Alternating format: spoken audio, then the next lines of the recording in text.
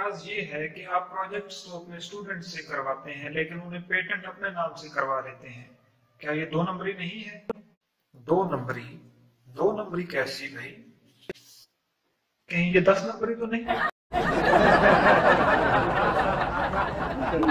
तुम्हारा दिमाग खराब है क्या?